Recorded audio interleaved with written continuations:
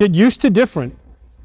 You know, probably the most powerful thing, the most powerful reality we ever have to deal with is death.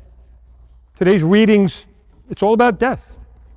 I got some news for everybody. Pretty much in 100 years from now, no one of us will still be here.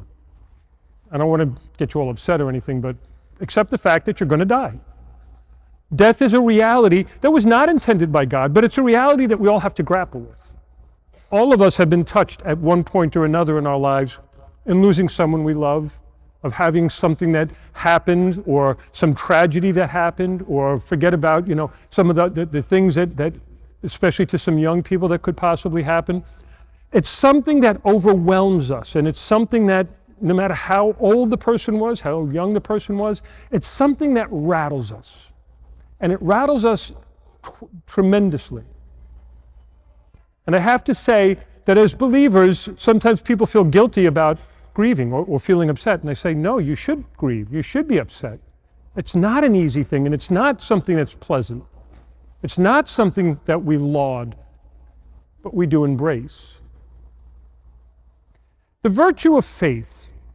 The virtue of faith, I think, is a maligned virtue these days. God put capacity. It's an infused virtue. It's one of the theological virtues. It's within us. The virtue of faith is that capacity that God wanted us all to have as beings to believe in that which is beyond our imagining, to be able to have that capacity to accept what we cannot see, to be able to understand that there is something greater and beyond us. And I have to say, especially for these last few years, I think faith has been hijacked by way too many different sources. Now, I want to make the contrast between faith and belief. Faith is that capacity. Faith is something that is granted to us all. It's in what we believe that has all the impact.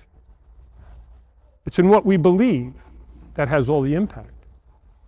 Faith is an important thing. You, as a believer, have faith. I, as a believer, have faith. But we believe in Jesus Christ. So remember where we are in the series. We started a couple of weeks ago. That was when Jesus says, whoever does the will of my Father is mother and brother and sister to me. Mothers, brothers, and sisters. Good? You with me? Good. Then we had the parable of the seeds, the seed that grew mysteriously and the mustard seed.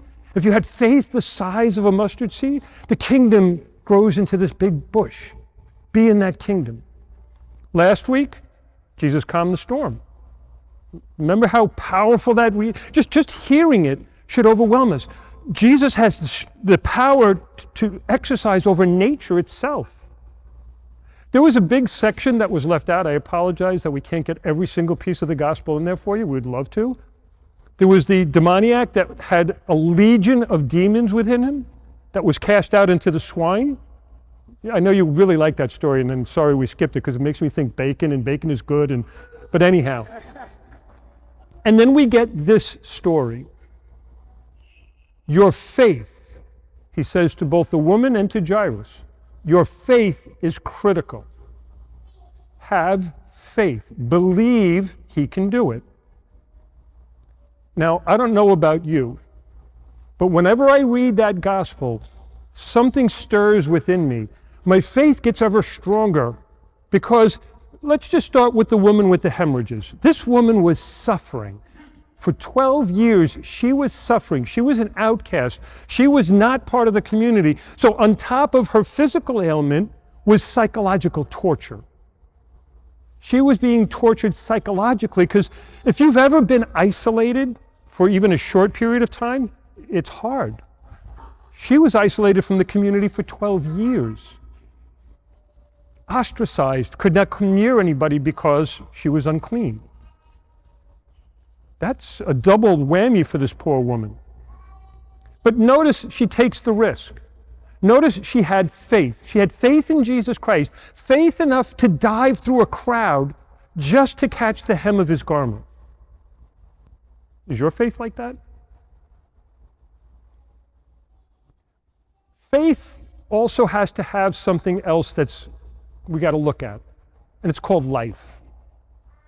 Our faith can get beat up by life. We believe in so many different things, and life is so many different things. But look at how some people's belief can be hijacked, where they put their faith in political leaders. They put their faith in scientists and doctors. They put their faith in gurus and teachers. I could go down the whole list. But in life, so many things happen. So many scars are thrown on our soul. The way we were treated when we were children, possibly living with an addict, dealing with abuse. I could go down the whole list of all the psychological torture that many of us go through that impact our faith, that strike at our belief. So it's one of these things where I've noticed so often now, and I'll talk to people, especially, maybe not people that come to church every week, and I'll have an opportunity to have the discussion, and I can see exactly where their faith is at within a few minutes into the conversation. It's been so beat down or so betrayed so many times that they stopped really actually believing. They say they believe, but they really don't. And so they just want to attach whatever belief they have to whatever's just going by at that moment. Life can really get in the way of belief. Life situations can really get in the way of belief. And that's why we need to get used to different.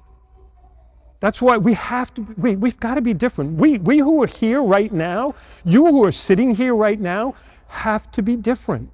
If you truly believe in Jesus Christ, the virtue of faith, that infused virtue, gives us the capacity to believe all that God has revealed to us, gives us the capacity to take all that the church reveals about God, to take ourselves, our entire selves, like we heard the first week, to do the will of God, a complete handing over to God.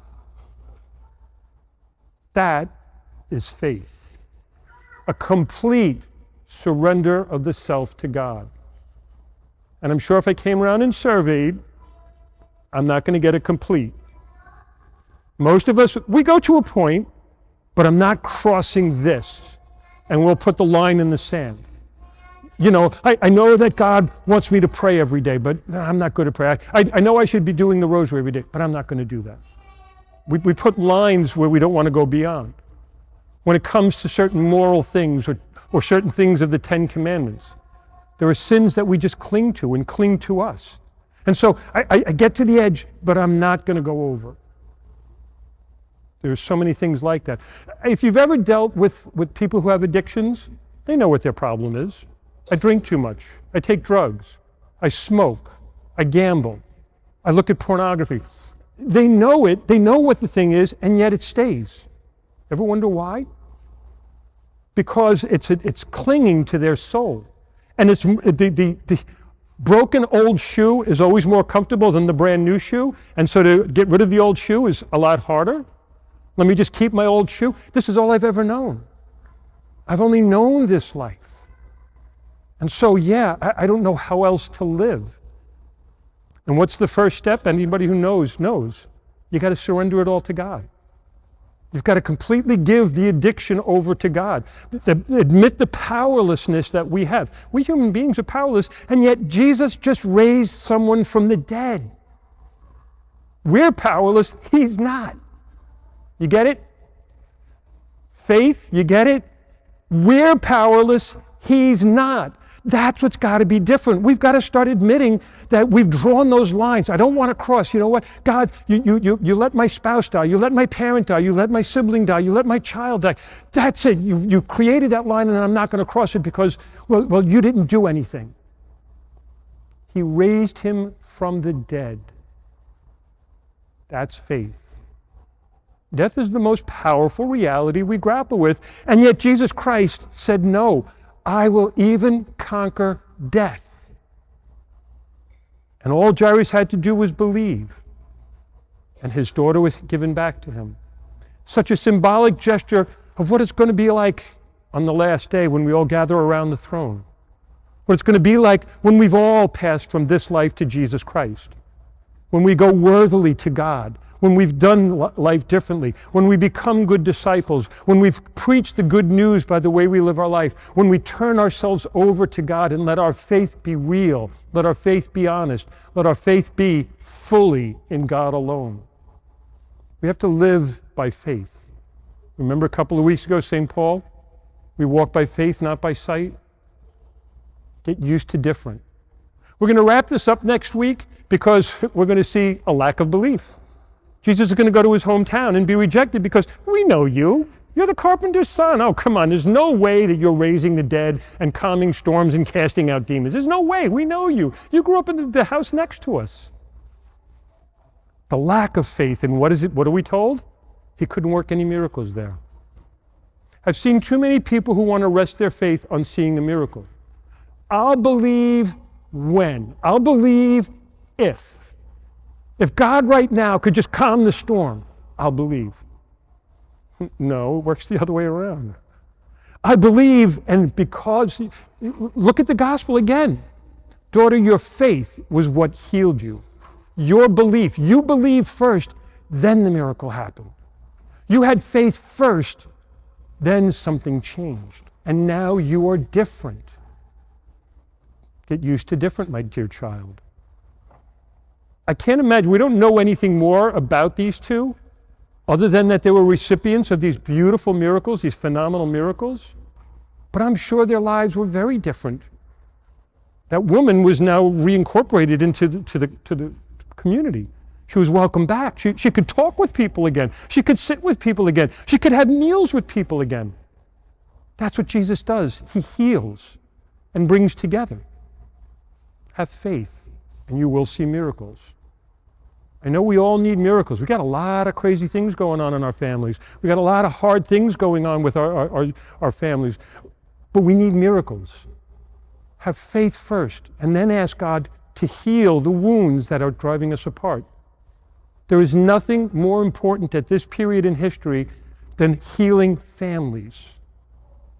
And that's where the difference has to come. We've gotten so used to breaking families apart. Can we start working on bringing them back together somehow? Having true times of prayer as a family, having those opportunities to be with one another, to put aside all that divides us so that for at least a little while we can start to heal and mend, to stop putting ambition and power and all the other things that have been tearing apart so that we can once again build up again. Have faith, and then things will be different, not the other way around. Don't be waiting for God to do something before you're going to jump into the game. Jump into the game, and God will do something for you. My dear brothers and sisters, have faith, and you can move mountains. Have the faith the size of a mustard seed, and you could say to this tree, be cast into the sea, and it would happen. Not in that literal sense, but in that figurative sense, that we're powerless, and He's powerful. I can't, but He can. Let Him. God bless you.